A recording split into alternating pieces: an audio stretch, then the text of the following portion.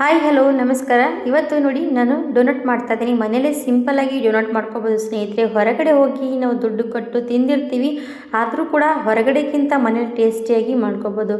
ಅದು ಸಿಂಪಲ್ಲಾಗಿ ವಿಧಾನ ತೋರಿಸ್ಕೊಡ್ತೀನಿ, ಬನ್ನಿ ಸ್ನೇಹಿತರೆ. ಫಸ್ಟ್ ಡೋನಟ್ ಮಾಡಬೇಕಂದ್ರೆ ನಾವು ಉಗುರು ಬೆಚ್ಚಗಿರುವಂಥ ಹಾಲು ತೊಗೋಬೇಕು. ಕೈ ಒಳಗಡೆ ಡಿಪ್ ಮಾಡಿದ್ರೆ ಸ್ವಲ್ಪ ಬಿಸಿ ಇರಬೇಕು. ಅದರಲ್ಲಿ ನಾನು ಇವಾಗ 1 ಸ್ಪೂನಷ್ಟು ಸಕ್ಕರೆಯನ್ನು ಹಾಕ್ತಾಯಿದ್ದೀನಿ. ಹಾಗೆ ಮತ್ತು ನಾನು ಡ್ರೈ ಈಸ್ಟ್ ತೊಗೊಂಡಿರೋಂಥದ್ದು, ಡ್ರೈ ಈಸ್ಟ್ ಬಳಸಬೇಕಾಗತ್ತೆ. ಇವಾಗ ನೋಡಿ ನಾನು 1 ಬಟ್ಲಷ್ಟು ಹಾಲು ತೊಗೊಂಡಿದ್ದೀನಿ, 1 ಸ್ಪೂನಷ್ಟು ಸಕ್ಕರೆ ಮತ್ತು ಇವಾಗ ನಾನು ಡ್ರೈ ಈಸ್ಟ್ ಪೌಡ್ರ್ ಹಾಕ್ತಾಯಿದ್ದೀನಿ. ಡ್ರೈ ಈಸ್ಟ್ ಪೌಡ್ರ್ ಎಷ್ಟು ಹಾಕಬೇಕಂದ್ರೆ 2 ಸ್ಪೂನಷ್ಟು ಹಾಕ್ಕೊಳ್ಳಿ. ನೀವು ಎಷ್ಟು ಡೋನಟ್ ಮಾಡಬೇಕಂತ ಅಂದ್ಕೊಳ್ತೀರ ಆವಾಗ ಸ್ವಲ್ಪ ಹಾಲು ಕ್ವಾಂಟಿಟಿ ಜಾಸ್ತಿ ಇರಬೇಕಾಗತ್ತೆ. ನಾನು ಇವಾಗ 2 ಸ್ಪೂನಷ್ಟು ಇವಾಗ ಡ್ರೈ ಈಸ್ಟ್ ಪೌಡ್ರ್ ಹಾಕಿದ್ದೀನಿ.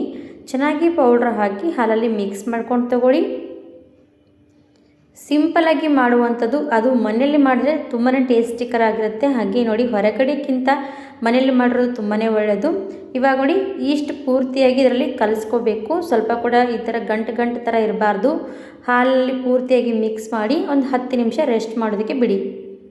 ಇವಾಗ ಆ ಕಡೆ ರೆಸ್ಟ್ ಮಾಡೋದಕ್ಕೆ ಇಟ್ಟೆ. ಆಮೇಲೆ ಈ ಕಡೆ ಒಂದು ಬೌಲ್ ತೊಗೊಂಡು ಇವಾಗ ಒಂದು ಜರಡಿ ತೊಗೊಂಡು ನಾನು ಮೈದಾ ಹಿಟ್ಟನ್ನು ತೊಗೊಳ್ತಾ ಇದ್ದೀನಿ. ಮೈದಾ ಹಿಟ್ಟು 1-2 ಬಟ್ಲಷ್ಟು ತೊಗೊಂಡಿದ್ದೀನಿ. ನೋಡಿ ಈ ಥರ ಮೈದಾ ಹಿಟ್ಟು ತೊಗೊಂಡು ಜರಡಿ ಮಾಡ್ಕೋಬೇಕಾಗುತ್ತೆ. ಯಾಕಂದರೆ ಸ್ವಲ್ಪ ಕೂಡ ಗಂಟು ಥರ ಇರಬಾರ್ದು. ಪೂರ್ತಿಯಾಗಿ ಜರಡಿ ಮಾಡ್ಕೊಂಡು ತೊಗೊಳ್ಳಿ. ಆಮೇಲೆ ನಾನು ಜರಡಿ ಮಾಡ್ಕೊಂಡಾದ್ಮೇಲೆ 1 ಸ್ಪೂನಷ್ಟು ನಾನು ಸಕ್ಕರೆ ಪುಡಿ ಮಾಡಿ ತೊಗೊಂಡಿದ್ದೀನಿ. ದೊಡ್ಡ ಸ್ಪೂನಷ್ಟು ಸಕ್ಕರೆ ಹಾಕ್ತಾಯಿದ್ದೀನಿ. ಅರ್ಧ ಚಿಟಿಕೆಯಷ್ಟು ಉಪ್ಪು ಕೂಡ ಹಾಕಿದ್ದೀನಿ. ಹಾಕಿ ಅದು ಕೂಡ ಜರಡಿ ಮಾಡಿಕೊಂಡೆ. ಆಮೇಲೆ ತೋರಿಸ್ತೀನಿ ನೋಡಿ, ಡ್ರೈ ಈಸ್ಟ್ ನಾನು ರೆಸ್ಟ್ ಮಾಡೋದಕ್ಕೆ ಬಿಟ್ಟು ಒಂದು 15 ನಿಮಿಷ ಬಿಟ್ಟಿದ್ದೀನಿ. 15ರಿಂದ 10 ನಿಮಿಷ ಬಿಟ್ಟರೆ ಇಷ್ಟು ಚೆನ್ನಾಗಿ ಫರ್ಮೆಂಟ್ ಆಗಿರುತ್ತೆ. ಆಮೇಲೆ ಹಿಟ್ಟಲ್ಲಿ ಹಾಕಿ ಸ್ವಲ್ಪ ಹಾಕಿ ಕಲಿಸ್ಕೊಂಡು ತೊಗೋಬೇಕು. ಪೂರ್ತಿಯಾಗಿ ಹಾಕೋದಕ್ಕೆ ಹೋಗಬೇಡಿ. ನಿಮಗೆ ಮೈದಾ ಹಿಟ್ಟು ಎಷ್ಟು ಪ್ರಮಾಣದಲ್ಲಿ ತೊಗೊಂಡಿರ್ತೀರಲ್ವ ಆವಾಗ ನೋಡ್ಕೊಂಡು ಅದು ಹಾಕಿ ಕಲಿಸ್ಬೇಕಾಗತ್ತೆ. ಇವಾಗ ನಾನು ಕರೆಕ್ಟಾಗಿ ಇದಕ್ಕೆ ಬೇಕಾದಷ್ಟು ಹಾಕ್ಕೊಂಡು ಕಲಿಸ್ಕೊಂಡಿದ್ದೀನಿ. ನಿಮ್ಗೇನಾದರೂ ಕಡಿಮೆ ಬಿದ್ದಿದ್ರೆ ನೀವು ಹಾಲನ್ನು ಬಳಕೆ ಮಾಡ್ಬೋದು. ಹಾಲು ಬಳಸಿದ್ರೆ ಕೂಡ ನಡೆಯುತ್ತೆ. ನೀರು ಮಾತ್ರ ಬಳಸೋದಕ್ಕೆ ಹೋಗಬೇಡಿ, ಹಾಲನ್ನು ಬಳಕೆ ಮಾಡಿ. ಇವಾಗ ನೋಡಿ ಇದು ಪೂರ್ತಿಯಾಗಿ ಚೆನ್ನಾಗಿ ಹಿಟ್ಟು ಕಲಿಸ್ಕೊಂಡು ತೊಗೋಬೇಕು. ಜಾಸ್ತಿ ಪ್ರೆಷರ್ ಹಾಕಿ ಕಲಿಸ್ಬಾರ್ದು, ಯಾಕಂದರೆ ನಾವು ಇದರಲ್ಲಿ ಈಸ್ಟ್ ಹಾಕಿದ್ದೀವಿ ಅಲ್ವಾ, ಅದು ಜಾಸ್ತಿ ಪ್ರೆಷರ್ ಹಾಕಿ ಕಲಿಸಿದ್ರೆ ಅದು ಉಬ್ಬೋದಿಲ್ಲ. ಹಾಗಾಗಿ ಪ್ರೆಷರ್ ಹಾಕಬೇಡಿ. ಆಮೇಲೆ ಸ್ವಲ್ಪ ಬಟರ್ ತೊಗೋಬೇಕು. 1 ಸ್ಪೂನಷ್ಟು ಬಟರ್ ತೊಗೊಂಡಿದ್ದೀನಿ. ಬಟರ್ ಹಾಕಿ ಚೆನ್ನಾಗಿ ಇದು ಮೆಲ್ಟ್ ಆಗೋ ರೀತಿ ಒಳಗಡೆ ಪೂರ್ತಿಯಾಗಿ ಮಿಕ್ಸ್ ಆಗಬೇಕು. ಅಲ್ಲಿ ತನಕ ಚೆನ್ನಾಗಿ ಕಲಿಸ್ಕೊಳ್ಳಿ. ತುಂಬ ನೋಡಿ ಇವಾಗ ಎಷ್ಟು ಕ್ವಾಂಟಿಟಿಯಲ್ಲಿ ಹಿಟ್ಟು ತೊಗೊಂಡಿದ್ದೀನಲ್ವ, ಇದೇ ಕ್ವಾಂಟಿಟಿಯಲ್ಲಿ ಹಿಟ್ಟು ತೊಗೊಂಡ್ರೆ ನಮ್ಗೆ ಆಲ್ಮೋಸ್ಟ್ ಒಂದು 10 ಡೋನಟ್ ಮಾಡ್ಕೋಬೋದು ಸ್ನೇಹಿತರೆ. ಹೊರಗಡೆ ಹೋಗಿ ದುಬಾರಿ ದುಡ್ಡು ಕಟ್ಟು 1-2 ಡೋನಟ್ ತಿಂದರೆ ಸಾಕಾಗುತ್ತೆ. ಮನೇಲಿ ನೀವು ಎಷ್ಟು ಕೂಡ ತಿನ್ಬೋದು. ತುಂಬಾ ಚೆನ್ನಾಗಿ ಟೇಸ್ಟಾಗಿರುತ್ತೆ. ಇವಾಗ ನೋಡಿ ಬೆಣ್ಣೆ ಪೂರ್ತಿಯಾಗಿ ಚೆನ್ನಾಗಿ ಇದರಲ್ಲಿ ಮಿಕ್ಸ್ ಮಾಡಿಕೊಂಡು ಇವಾಗ ಹಿಟ್ಟು ಕಲಿಸ್ಕೊಂಡಾಯಿತು. ಈ ಹಿಟ್ಟನ್ನು ರೆಸ್ಟ್ ಮಾಡೋದಕ್ಕೆ ಇಡಬೇಕು. ಒಂದು 1/2 ಅವರ್ ಅಷ್ಟು ಬಿಡಬೇಕಾಗತ್ತೆ. 1/2 ಅವರ್ ಇಟ್ವಿ ಅಂದರೆ ಚೆನ್ನಾಗಿ ಹಿಟ್ಟು ಉಬ್ಬಿ ಬರುತ್ತೆ. ತೋರಿಸ್ತೀನಿ ನಿಮಗೆ ನೋಡಿ. ಇವಾಗ ಆ ಪ್ಲೇಟ್ ಮುಚ್ಚಿದ್ದೆ, ಅದು ಪ್ಲೇಟ್ಗಿಂತ ಜಾಸ್ತಿನೇ ಉಬ್ಬಿ ಬಂದಿರೋಂಥದ್ದಕ್ಕೋಸ್ಕರ ಬೇರೆ ಪ್ಲೇಟ್ ಮುಚ್ಚಿದ್ದೀನಿ. ನೋಡಿ ಎಷ್ಟು ಚೆನ್ನಾಗಿ ಹಿಟ್ಟು ಫರ್ಮೆಂಟ್ ಆಗಿರೋವಂಥದ್ದು. ಎಷ್ಟು ಪರ್ಫೆಕ್ಟಾಗಿ ಹಿಟ್ಟು ಫರ್ಮೆಂಟ್ ಆದರೆ ನಮಗೆ ಡೋನಟ್ ತುಂಬಾ ಚೆನ್ನಾಗಿ ಬರುತ್ತೆ. ಇವಾಗ ಸ್ವಲ್ಪ ಕೈಗೆ ಹಿಟ್ಟು ಹಚ್ಕೊಂಡು ನಾನು ಈ ಥರ ಎಲ್ಲ ಕೂಡ ಅದರಲ್ಲಿರುವಂಥ ಏರೆಲ್ಲ ಕೂಡ ತೆಗಿಬೇಕು.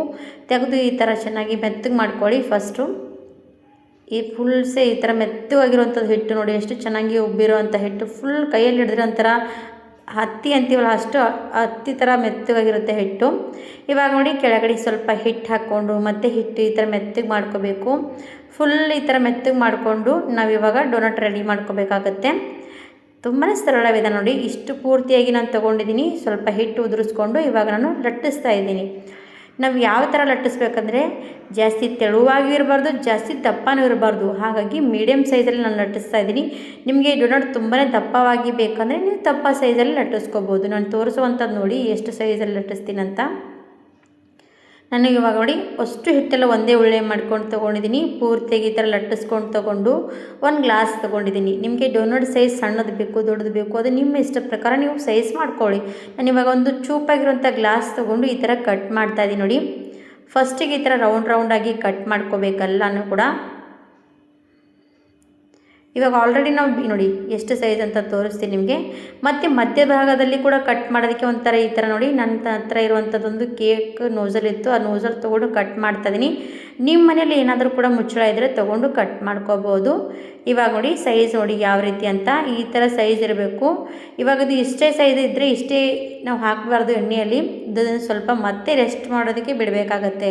ಇವಾಗ ರೆಸ್ಟ್ ಮಾಡೋದಕ್ಕೆ ಬಿಟ್ಟ ಮೇಲೆ ಇಷ್ಟು ಸೈಜ್ ಇರುವಂಥ ಡೋನಟ್ ಮತ್ತೇನಾಗುತ್ತೆ ಪರ್ಮನೆಂಟ್ ಆಗುತ್ತೆ, ಮತ್ತೆ ಅದೇನಾಗುತ್ತೆ ಅಂದರೆ ಉಬ್ಬುತ್ತೆ. ಅದಕ್ಕೋಸ್ಕರ ಇಷ್ಟೆಲ್ಲ ಕೂಡ ಮಾಡಿ ಒಂದು ಪ್ಲೇಟ್ನಲ್ಲಿ ಇಟ್ಕೋಬೇಕು.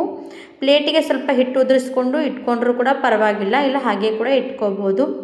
ಇವಾಗ ಇಷ್ಟೆಲ್ಲ ಇಟ್ಕೊಂಡಾದ್ಮೇಲೆ ನೋಡಿ ಒಂದು ಕಾಟನ್ ಬಟ್ಟೆ ಒದ್ದೆ ಮಾಡಿ ಅದ್ರ ಮೇಲೆ ಹಾಕಬೇಕು. ಕಾಟನ್ ಬಟ್ಟೆ ಒಂದು ಒದ್ದೆ ಮಾಡಿದ್ರ ಮೇಲೆ ತಟ್ಟೆ ಮೇಲೆಲ್ಲ ಹಾಕಿ ಒಂದು 10 ನಿಮಿಷ ಬಿಡಿ. 10 ನಿಮಿಷ ಬಿಟ್ಟಾದಮೇಲೆ ತೋರಿಸ್ತೀನಿ. ಇವಾಗ ನೋಡಿ ಒಂದು 10 ನಿಮಿಷ ಬಿಟ್ಟಿದ್ದೆ. 10 ನಿಮಿಷದಲ್ಲಿ ನೋಡಿ ಎಷ್ಟು ಚೆನ್ನಾಗಿ ಫರ್ಮೆಂಟಾಗಿ ಮತ್ತೆ ಉಬ್ಬಿ ಬಂದಿರೋಂಥದ್ದು ನೋಡಿ. ಸೇಮ್ ನೋಡಿ ಈ ಥರ ಡೋನಟ್ ನೋಡಿ ಸೂಪರಾಗಿ ಬಂದಿರೋಂಥದ್ದು.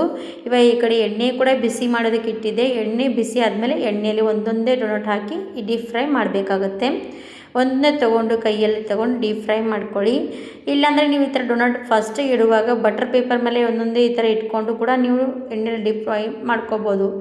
ಈ ನಾನು ತೋರಿಸುವಂಥದ್ದು ಕೈಯಲ್ಲೇ ಮಾಡ್ತಾಯಿದ್ದೀನಿ ಈಸಿಯಾಗಿ. ಮನೆಯಲ್ಲಿ ಅಂದರೆ ಮೆಥಡ್ ತುಂಬಾ ಈಸಿಯಾಗಿರಬೇಕು, ಹಾಗಾಗಿ ನಾನು ಕರೆಕ್ಟಾಗಿ ತೋರಿಸ್ತಾ ಇರುವಂಥ ಮೆಥಡ್ ನೋಡಿ ಮನೆಯಲ್ಲೇ ಮಾಡುವಂಥ ಸಲೀಸಾಗಿ.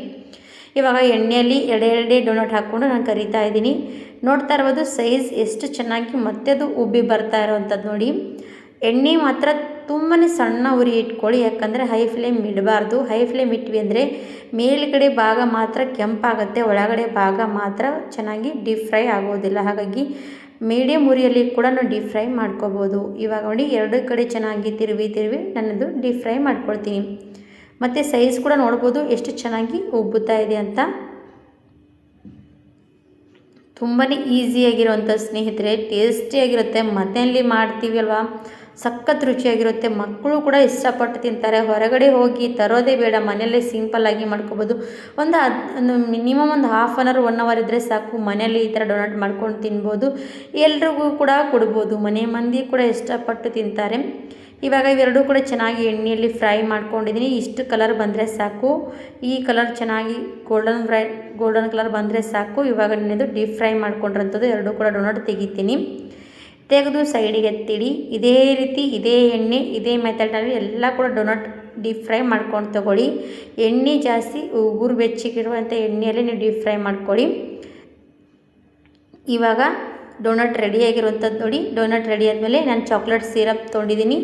ಗಟ್ಟಿಯಾಗಿ ಚಾಕ್ಲೇಟ್ ಸಿರಪ್ ತೊಗೊಳ್ಳಿ. ಈ ಥರ ಚಾಕ್ಲೇಟ್ ಸಿರಪ್ನಲ್ಲೇ ಡಿಪ್ ಮಾಡ್ಕೊಂಡು ತೊಗೊಂಡು ಈ ಥರ ಎಲ್ಲೆಲ್ಲ ಒಂದೊಂದೇ ಆಗಿ ಚಾಕ್ಲೇಟ್ ಸಿರಪ್ನಲ್ಲೇ ಡಿಪ್ ಮಾಡ್ತಾಯಿದ್ದೀನಿ. ಚಾಕ್ಲೇಟ್ ಸಿರಪ್ ನಿಮಗೆ ಮಾಡುವಂಥದ್ದು ವಿಧಾನ ಬೇಕಂದರೆ ಕಮೆಂಟ್ಸ್ ಮಾಡಿ, ಅದು ಕೂಡ ಹೇಳ್ಕೊಡ್ತೀನಿ.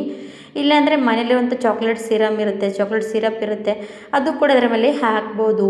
ಇಲ್ಲ ಡೈರಿ ಮಿಲ್ಕ್ ತಂದು ಡೈರಿ ಮಿಲ್ಕ್ ಕೂಡ ಮೆಲ್ಟ್ ಮಾಡಿ ಅದು ಕೂಡ ಯೂಸ್ ಮಾಡ್ಬೋದು. ಇವಾಗ ಎಲ್ಲ ಕೂಡ ಚಾಕ್ಲೇಟ್ ಸಿರಪ್ ಮೇಲೆ ನಾನು ಇದೇ ರೀತಿಯಾಗಿ ಡಿಪ್ ಮಾಡಿ ಹಚ್ತಾ ಇದ್ದೀನಿ. ಆಮೇಲೆ ನಾನು ಈ ಥರ ಮೇಲೆ ಇವಾಗ ಇದು ಎಲ್ಲ ಹಾಕಿದಾದ್ಮೇಲೆ ಮೇಲೆ ಚೆನ್ನಾಗಿ ಅಟ್ರಾಕ್ಷನಾಗಿ ಕಾಣಿಸ್ಬೇಕಂದ್ರೆ ಫ್ರಿಂಕಲ್ಸ್ ಹಾಕ್ತಾಯಿದ್ದೀನಿ ನೋಡಿ. ಸ್ವಲ್ಪ ಮೇಲೆ ಅಟ್ರಾಕ್ಷನಾಗಿ ಶುಗರ್ ಬಾಲ್ಸ್ ಥರ ಇರುತ್ತೆ, ಅದನ್ನು ಅದ್ರ ಮೇಲೆ ಹಾಕ್ತಾಯಿದ್ದೀನಿ. ನಿಮ್ಮಲ್ಲಿದ್ದರೆ ಹಾಕ್ಕೊಳ್ಳಿ, ಇಲ್ಲ ಅಂದರೂ ಅದು ಕೂಡ ಸ್ಕಿಪ್ ಮಾಡಿ, ಏನು ಪರವಾಗಿಲ್ಲ. ಅದೂ ಇಲ್ಲ ಚಾಕ್ಲೇಟ್ ಸಿರಮು ಇಲ್ಲ, ಚಾಕ್ಲೇಟ್ ಇಲ್ಲಪ್ಪ ಅಂತಂದರೆ ನೀವು ಶುಗರ್ ಪೌಡ್ರ್ ಈ ಥರ ಮಿಕ್ಸಿಯಲ್ಲಿ ಪೌಡ್ರ್ ಮಾಡಿಕೊಂಡು ಶುಗರ್ ಪೌಡ್ರಲ್ಲಿ ಮೇಲುಗಡೆ ಈ ಥರ ಡಿಪ್ ಮಾಡಿ ಇಟ್ಕೊಂಡು ಬಿಟ್ಟರೆ ಹಾಗೇ ತಿಂದರೂ ಕೂಡ ಸಖತ್ತಾಗಿರುತ್ತೆ. ನಾನು ಇವಾಗ ಮೇಲುಗಡೆ ಈ ಥರ ಶುಗರ್ ಬಾಲ್ಸ್ ಥರ ಇರುತ್ತೆ ಅದನ್ನು ಈ ಥರ ಹಾಕ್ತಾಯಿದ್ದೀನಿ. ಕಲರ್ಫುಲ್ಲಾಗಿ ಕಾಣಿಸ್ಬೇಕು, ಮಕ್ಕಳಿಗೆ ಕಲರ್ಫುಲ್ಲಾಗಿ ಇಷ್ಟಪಡ್ತಾರೆ. ಯಾಕಂದರೆ ಹೊರಗಡೆದು ಕಲರ್ಫುಲ್ಲಾಗಿ ತಿನ್ನೋದಕ್ಕೆ ಇಷ್ಟಪಡುವಂಥದ್ದೇ, ಮನೆಯಲ್ಲಿ ಕೂಡ ಈ ಥರ ತಂದು ಮಾಡಿಕೊಡ್ಬೋದು. ಈ ಥರ ನೋಡಿ ಮೇಲೆ ಶುಗರ್ ಬಾಲ್ಸ್ ಥರ ಇರುವಂಥದ್ದು ಸ್ಪ್ರಿಂಕಲ್ಸ್ ಹಾಕ್ತಾಯಿದ್ದೀನಿ. ಈ ಥರ ಹಾಕ್ಕೊಂಡು ರೆಡಿಯಾಗಿರುವಂಥ ಡೋನಟ್ ನೋಡಿ ತುಂಬಾ ಸಖತ್ ಟೇಸ್ಟಿಯಾಗಿರುವಂಥದ್ದು. ಖಂಡಿತವಾಗಿ ಒಂದು ಸರ್ತಿ ನೀವು ಮನೆಯಲ್ಲಿ ಮಾಡಿದ್ರೆ ಮತ್ತೆ ಮಕ್ಕಳು ಮತ್ತೆ ಮಾಡಿಸ್ತಾರೆ, ಅಷ್ಟು ಟೇಸ್ಟಿಕರಾಗಿರುವಂಥದ್ದು.